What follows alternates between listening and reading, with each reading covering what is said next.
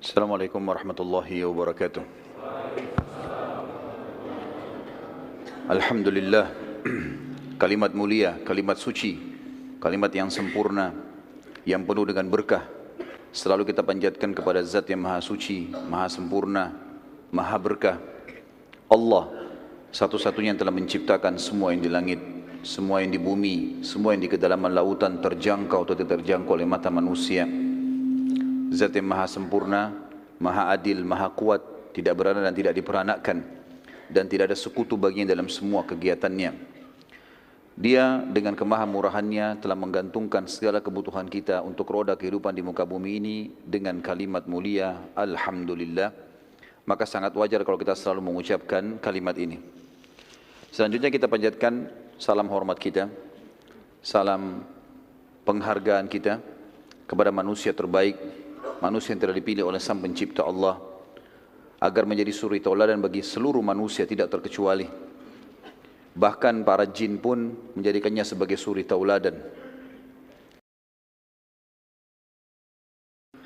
Manusia yang telah disempurnakan jalur nasabnya, ilmunya dan fisiknya oleh Sang Pencipta Allah, dan juga Sang Pencipta Allah bersama malaikatnya mengucapkan salam hormat kepada manusia terbaik ini dan dijadikan ibadah untuk orang-orang beriman. Maka sangat wajar kalau kita selalu membacakan salawat dan taslim kepada Nabi besar Muhammad sallallahu alaihi wasallam. Melanjutkan kajian sirah kita, dan sudah panjang lebar kita menceritakan dengan dua pertemuan perang yang mulia, perang yang punya pengaruh sangat besar dalam Islam, yaitu perang Badar. Dan kita akan masuk sekarang setelah kita rentet terakhir pertemuan kita beberapa kejadian antara perang Badar Ramadan tahun 2 Hijriah dengan perang Uhud yang terjadi tahun 3 Hijriah. Dan para ahli sejarah menyebutkan tentang sebab-sebab terjadinya perang Uhud. Paling tidak disimpulkan ada dua sebab. Yang pertama, kekalahan Quraisy di Badar. Dan ini merusak citra mereka di Jazirah Arab atau di depan para suku-suku Arab. Sehingga mereka tidak punya cara lain, pilihan lain untuk memperbaiki kecuali mengalahkan muslimin. Dan ini juga tergambarkan dari sumpahnya Abu Sufyan, yang pada saat itu setelah meninggalnya tokoh-tokoh Quraisy di Badar, hampir semuanya, dan tinggal dua orang, kita sudah jelaskan sebelumnya, Abu Sufyan dan Abu Lahab, dan Abu Lahab pun sudah meninggal. Sehingga tertinggal Abu Sufyan sendiri di Mekah pada saat itu, tentu belum masuk Islam. Karena masuk Islamnya di masa pembebasan kota Mekah atau pembukaan kota Mekah.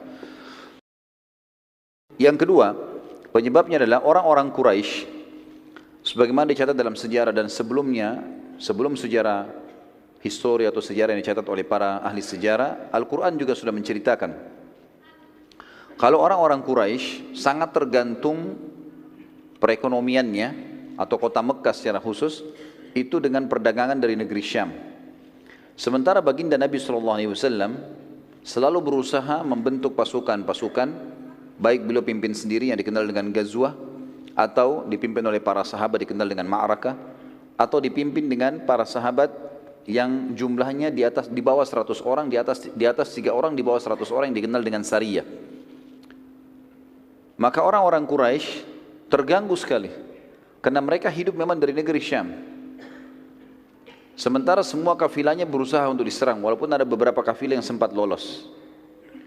Maka paling tidak dua penyebab ini disebutkan oleh para ahli sejarah menjadi pemicu utama terjadinya perang Uhud. Nabi SAW atau sebelumnya Al-Quran menceritakan masalah itu ya, ketergantungan Quraisy pada perdagangan atau ekonominya Mekah dengan perdagangan ini dalam surah Quraisy, surah nomor 104 ayat 1 sampai ayat 4. A'udzu billahi minasyaitonir rajim, li'ilafi Quraisy ilafihim rihlatash shita'i was-shaif falyabudu rabb hadzal bait alladzi at'amahum min ju'in wa amanahum min khauf. Karena kebiasaan orang-orang Quraisy, kata Allah, yaitu kebiasaan mereka bepergian untuk berdagang pada musim dingin dan musim panas. Kata ulama tafsir, musim panas mereka ke negeri Syam dan musim dingin mereka ke negeri Yaman untuk berdagang. Tapi kebanyakan mereka di musim dingin di Yaman mereka hanya pergi untuk rekreasi. Sementara musim panas ke negeri Syam mereka berdagang. Maka hendaklah mereka menyembah Tuhan pemilik rumah Ka'bah yang telah memberikan makanan kepada mereka untuk menghilangkan lapar dan mengamankan mereka dari ketakutan. Saksi bahasan kita, firman Allah, rihlatas syita'i was saif. Akhirnya Quraisy karena selalu menemukan kafilahnya dihadang, dan pernah saya kasih gambaran ikhwas sekalian, kalau Jazirah Arab di wilayah utaranya Jazirah Arab bagian atasnya itu negeri Syam, dan posisi Mekah itu kalau mau ke negeri Syam harus lewati Madinah, Madinah di atasnya. Jadi Madinah itu di utara Mekah, habis Madinah baru ke negeri Syam. Jadi mereka mau tidak mau harus lewat jalur itu, nggak ada jalur lain. Waktu itu mereka belum punya jalur lain, apalagi mereka harus lewat darat. Maka yang terjadi teman-teman sekalian, mereka sekarang merasa terganggu, selalu dihadang. Kemudian mereka juga sudah kalah di perang Badar, jadi tambah takut. Sekarang bagaimana caranya? Mereka ubah jalurnya. Terakhir percobaan mereka adalah mereka melalui wilayah namanya Zatu Irq. Zatu Irq ini adalah jalur dari Mekah, mutar ke dekat Jeddah, mutar sampai ke dekat wilayah Najd, wilayah Irak. Jauh sekali, baru masuk ke negeri Syam. Untuk menghindari Madinah saja. Jadi di sini misalnya mereka ke negeri Syam itu perjalanan sebulan, ini bisa 2-3 bulan baru sampai. Tapi mereka coba lakukan itu. Ternyata baginda Nabi SAW dengar ada kafilah mereka keluar menuju ke sana. Maka beliau membentuk Sariyah. Saya sudah bilang tadi Sariyah bagaimana jumlahnya? 3-100. Di atas 100 pasukan. Tidak dikatakan Sariyah gitu. Maka dibentuklah Sariyah dipimpin oleh Zaid bin Harithah radhiyallahu anhu. Dan sementara pada saat itu orang-orang Quraisy sama sekali tidak sangka, sama sekali tidak menyangka. Ternyata Sariyahnya Zaid bin Harithah berhasil menghadang kafilah sebelum tiba di negeri Syam. Dan akhirnya mengambil semua yang ada di dalam kafilah tersebut, membawa ke Madinah. Abu Sufyan yang memimpin Mekah pada saat itu bersama dengan orang-orang Quraisy tidak pernah menyangka terjadi penyerangan ini, dan karena jalur ini pun jalur alternatif yang sudah sangat jauh diketahui muslimin, maka mereka akhirnya putus asa. Abu Sufyan akhirnya tidak ada jalan lain kecuali memotivasi masyarakat Mekah, kita harus selesaikan urusannya Madinah nih. Kalau enggak habis semua ini, ekonomi enggak bisa. Citra kita sudah rusak karena kalah. Harus kita kalahin. Motivasi sana sini terus menerus. Puncaknya adalah pada saat Abu Sufyan menyurati suku Ghatafan. Dan suku Ghatafan kita sudah sebutkan tadi diserang oleh Nabi SAW, tetapi mereka tidak bisa atau mereka tidak melawan dan mereka sembunyi di atas gunung, walaupun mereka punya 10.000 personel kuda, semuanya siap perang. Suku Ghatafan waktu itu menyumbang personel perang banyak sekali. Sepertiga dari pasukan Quraisy, pasukan menyerang di Uhud nanti, itu dari Ghatafan. Jadi 1.000 orang mereka. 2.000 yang lain, Abu Sufyan berhasil mengumpul dari berbagai kabilah-kabilah Arab, suku-suku Arab. Dan belum pernah, dalam sejarah disebutkan, belum pernah Quraisy memiliki pasukan sebesar ini. 3.000 orang personel perang. Selama ini 1.000 itu sangat luar biasa. 1.000 itu waktu menyerang Badar itu sudah dianggap pasukan intinya Quraisy, itu pun kalah. Teman-teman sekalian, pasukan ini akhirnya menuju ke Madinah. Dan yang terjadi, Nabi SAW mendengarkan kejadian tersebut. Perlu saya gambarkan sedikit teman-teman sekalian. Madinah, sebenarnya sekarang Uhud itu masuk wilayah Madinah ya, masuk wilayah haram maksud saya, wilayah haram. Di zaman Nabi SAW waktu masih hidup, Uhud itu di luar gerbangnya Madinah. Jadi dulu ada temboknya Madinah, itu ada pintu gerbangnya. Uhud itu di luarnya pintu gerbang itu. Jadi kalau muslimin mau ke Uhud, maka mereka keluar dari pintu gerbang Madinah baru mereka ke Uhud itu. Pasukan Quraisy, teman-teman sekalian, mau menuju ke Madinah, ingin menaklukkan Madinah. Pintu gerbang Madinah yang paling dekat untuk bisa menembusnya adalah Uhud. Padahal gunung Uhud itu ada di luar tembok Madinah. Makanya dikatakan perang Uhud karena pasukan sampai ke lokasi itu dan itu sudah pintu gerbang Madinah. Dan gunung ini pun sangat dekat. Pada saat itu teman-teman sekalian, Nabi SAW segera mengumpulkan sahabat, diskusi, apa jalan keluarnya nih, permasalahannya apa. Mayoritas sahabat berpikir untuk keluar melawan Quraisy. Ya Rasulullah, sebelum mereka tiba di Madinah, kita keluar, hadapin dimanapun ketemu. Seperti kita hadapi di Badr. Termasuk pada saat itu yang paling ngotot adalah paman beliau Hamzah radhiyallahu anhu. Semangat para sahabat ini muncul teman-teman sekalian karena mereka sudah melihat kemenangan di Badr. Jumlah lebih sedikit, tapi akhirnya jadi besar, bisa menang. Dan saya sudah sebutkan teman-teman sekalian, perang Badr Allah Azza wa Jal, Allah yang maha tinggi dan maha kuat telah mengaturnya supaya setelah Badr muslimin sudah tidak pernah takut lagi berperang, gitu kan? Ya sudah kita jelaskan panjang lebar masalah itu. Seorang sahabat dari Ansar yang bernama Anas bin Nadhr radhiyallahu anhu, yang kebetulan waktu itu tidak sempat hadir di perang Badr, ia mengatakan, dia berkata pada saat itu, waktu dengar Nabi SAW menyampaikan Quraisy akan menyerang, dia mengatakan, peperangan pertama Nabi SAW di Badr, aku tidak hadir. Demi Allah, bila setelah hari ini, maksudnya setelah kejadian Badr, ada pertempuran lagi yang dipimpin oleh Nabi SAW melawan Quraisy, maka aku akan melakukan apapun yang membuat Allah Azza wa Jalla ridha, terima. Pada saat itu Nabi SAW keluar ke Badr. Tentu kita ingatkan kembali, kenapa sahabat ini tidak ikut dan kenapa banyak sahabat tidak ikut? Karena Nabi SAW waktu itu hanya mengiklankan, siapa yang mau ikut silakan. Ini bukan mengatakan jihad, ayo pergi, nggak ada. Sehingga jadi wajib, pilihan. Siapa yang mau ikut silakan, kita mau menyerang kafilah Abu Sufyan, kan gitu. Makanya ada sahabat banyak yang luput pada saat itu. Anas bin Nadhr lalu memotivasi Nabi SAW. Dia terus mengatakan, ya Rasulullah, kita keluar melawan ya Rasulullah. Kami kehilangan kesempatan Badr, kami kehilangan kesempatan mati syahid. Terus dia motivasi Nabi SAW. Dia mengatakan, ya Rasulullah, ayo keluar. Dengan beberapa sahabat termasuk Hamzah. Sampai akhirnya Nabi SAW mengatakan, kalau pendapat saya, maka saya akan bertahan di Madinah. Kalau pendapat saya bertahan dalam benteng. Karena pasukan mereka besar dan sudah keluar. Kalau sampai pasukan muslimin dikalahkan di luar, mereka punya kesempatan karena niatnya sudah mau masuk ke Madinah, punya kesempatan untuk masuk menguasai Madinah. Maka lebih baik kita tunggu saja di sini. Kita lebih kuat dalam benteng. Lalu Nabi SAW mengatakan, aku memilih bertahan di Madinah karena aku telah melihat mimpi. Itu perkataan Nabi SAW.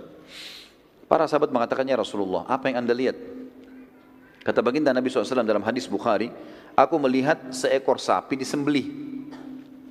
Aku juga melihat pada pedangku terdapat kebengkokan atau retak. Aku juga melihat aku masuk dan berlindung dalam baju perang yang kokoh. Para sahabat bertanya, lalu apa penakwilannya Rasulullah? Kata Nabi SAW, aku menakwilkan sapi yang disembelih adalah sahabat-sahabatku, beberapa sahabatku yang akan terbunuh. Sementara kebengkokan pada pedangku atau retaknya, adanya salah satu kerabatku yang akan terbunuh, dan aku masuk ke dalam baju perang yang kokoh, aku takwilkan kota Madinah. Oleh karena itu, aku memilih untuk bertahan di Madinah. Tapi pada saat itu para sahabat mengatakannya, Rasulullah, itu takwil mimpi, wahyu, atau penyampaian dari anda? Nabi SAW mengatakan, itu penyampaian dari saya. Takwil, kalian tanya takwil, ini saya takwilkan, gitu kan? Maka di sini para sahabat mengatakan, ya Rasulullah, izinkanlah kami berperang, keluarlah. Terus saja mereka memotivasi dan mendorong Nabi SAW untuk keluar. Beberapa sahabat sampai beliau mengatakan, baiklah, kalau gitu bersiap-siaplah. Lalu Nabi SAW pun pulang ke rumah beliau dan beliau mempersiapkan baju perangnya. Waktu Nabi SAW masuk ke dalam rumahnya, para sahabat akhirnya berbicara satu sama yang lain.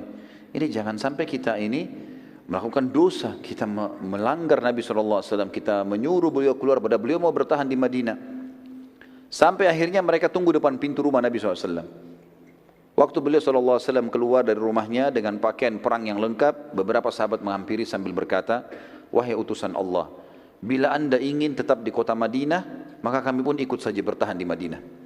Lalu keluarlah sabda Nabi SAW yang masyhur dalam riwayat yang sahih, tidak pantas bagi seorang Nabi yang telah mengenakan baju perang membatalkan niatnya sampai Allah memberikan keputusan siapa yang menang atau kalah antara dia dengan musuhnya.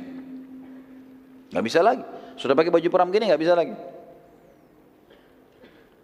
Ini teman-teman sekalian, saya berikan sebuah note di sini di tulisan saya mengatakan ini jelas sekali bagaimana seorang mukmin harus punya tekad yang kuat kalau itu adalah kebenaran. Tadinya dia ragu mengerjakan yang mana, tapi kalau dia sudah pilih sebuah keputusan, dan itu juga benar dalam agama, tidak usah ragu. Itu penting untuk dilakukan, karena keraguan dalam memilih satu keputusan dan terus-menerus larut ini membuat masalah. Apalagi kondisinya seperti ini, Madinah akan diserang.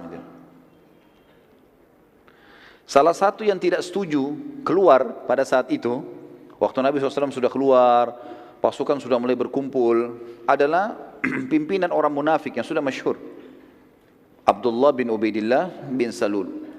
Lalu dia berkata, wahai Rasulullah, aku melihat kita bertahan di Madinah saja, karena belum pernah kami, masyarakat Madinah, karena dia dari suku Khazraj, menghadapi musuh di dalam atau di luar, kami menghadapi musuh di dalam kota Madinah kecuali kami mengalahkan musuh kami. Dan sebaliknya, setiap kami menghadapi musuh di luar Madinah kecuali kami dikalahkan.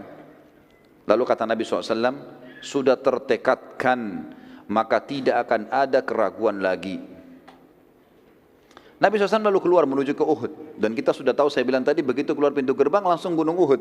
Jadi pasukan muslim tidak pergi jauh-jauh ini, bertahan di situ saja, cuma di luar pintu gerbang mereka. Dan pada saat itu terkumpullah dari sahabat yang mulia 700 orang. Dan Abdullah bin Abi Salul, karena tidak mau dianggap dia, Abdullah bin Ubaidillah bin Salul dianggap nanti dia tidak mau ikut, maka dia mengajak teman-temannya kaum munafikin 300 orang.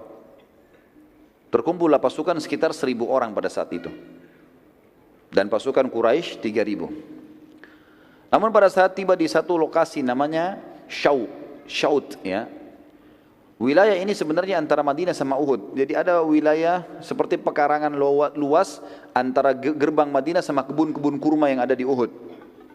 Tiba-tiba saja Abdullah bin Ubaidillah bin Salul setelah melihat lokasi dan keluar, lalu dia berkata kepada sukunya dari kaum munafikin dari suku Khazraj, dia mengatakan, kita balik saja dan tidak ada gunanya kita ikut. Kalau pasukan ini kalah, maka kita masih hidup di Madinah. Tujuannya dia sebenarnya adalah untuk mematahkan semangatnya kaum muslimin. Kemudian pada saat dia mau pergi pun beberapa sahabat mengatakan, ya Rasulullah, Abdullah menarik pasukannya. Kata Nabi SAW, biarkan saja. Mungkin Allah ingin membersihkan muslimin. Maka tertinggallah 700 orang. Pada saat 300 pasukan itu kembali ke Madinah, terdapat pula 2 suku dari Ansar, dari mukminin sempat ikut-ikutan ke Madinah. Karena terpengaruh oleh 300 pasukan tadi. Mereka adalah suku Salamah dan suku Harith. Sempat 2 suku ini juga mau ikut. Jumlahnya mendekati 100 orang. Banyak sekali. Sempat mau ikut, tapi mereka akhirnya kembali setelah dikejar dan dimotivasi kembali oleh seorang sahabat yang mulia bernama Abdullah bin Amr bin Haram, ayahnya Jabir bin Abdullah. Radhiyallahu anhum ajma'in, sempat mengejar mereka dan mengingatkan besarnya pahala jihad di jalan Allah, terlebih lagi bersama Nabi SAW. Akhirnya kedua suku tadi kembali bergabung dengan muslimin. Sementara yang 300 bersama Abdullah bin Ubaidillah bin Salul tetap menolak, maka Abdullah pun akhirnya meninggalkan pasukan muslimin dan masuk Madinah, lalu kemudian mencela-cela pasukan muslimin dari atas benteng Madinah. Pasti kalian kalah, pasti kalian susah, pasti kalian begini, dengarlah, seperti gitulah. Allah Azza wa Jalla menyebutkan kejadian tersebut dalam surah Al-Imran, surah nomor 3 ayat 122. A'udzu billahi minasyaitonir rajim. Idh hammat ta'ifatani minkum an tafshala wallahu waliyuhuma. An tafshala wallahu waliyuhuma wa 'alallahi falyatawakkalul mu'minun. Ketika 2 golongan daripadamu, yaitu Bani Salamah dari suku Khazraj dan Bani Harith dari suku Aus, yang tadi mau ikut sama orang-orang munafik, ingin mundur karena takut, padahal Allah adalah penolong bagi kedua golongan itu. Karena itu hendaklah kepada Allah saja orang-orang mukmin bertawakal. Jabir bin Abdullah radhiyallahu anhu menanggapi ayat tersebut di atas seraya berkata, aku tidak menyesal karena kami dikalahkan di Uhud. Karena Allah Azza wa Jal, Allah yang maha suci dan maha tinggi, berfirman, sementara Allah lah wali mereka atau penolong mereka. Para sahabat sempat memberi masukan pada Nabi SAW agar meminta bantuan pada sekutu mereka, orang-orang Yahudi di Madinah. Namun Nabi SAW menolak karena mengetahui kalau Yahudi kaum yang suka gemar berkhianat. Nabi mengatakan SAW, kita cukupkan dengan 700 ini. Tiba di lokasi Uhud teman-teman sekalian, baginda Nabi SAW lalu kemudian mengatur strategi dengan para sahabat karena Quraisy belum tiba. Kata beliau, tunjukkan, kata Nabi SAW kepada sahabat, tunjukkan saya jalan menuju ke satu lokasi yang menjadikan Uhud di punggung kita. Dan itu tidak melewati lokasi yang umumnya, bukan dari pintu gerbang menuju ke sana. Tujuannya agar orang-orang munafik yang ada di atas benteng dan orang-orang Yahudi itu supaya tidak tahu ke arah mana pasukan muslimin berkemah dan tidak memberitahukan kepada Quraisy. Maka ada seorang sahabat mengatakannya, Rasulullah, saya tunjukkan kepada anda dan kita harus melewati kebun-kebun kurma. Pada saat itu penuh dengan pohon kurma tentunya, dan sampai sekarang di sekitar Uhud itu penuh sekali, banyak pohon-pohon kurma, tapi sebagian sudah dibongkar menjadi lokasi pemukiman. Dan Nabi SAW meminta ini agar betul-betul beliau sudah ada di lokasi peperangan, memilih lokasinya, menjadikan gunung di belakangnya. Juga di dekat gunung itu yang ada kebun-kebun kurma yang Nabi SAW menjadikan target, ada sumur-sumur agar para mujahidin bisa minum.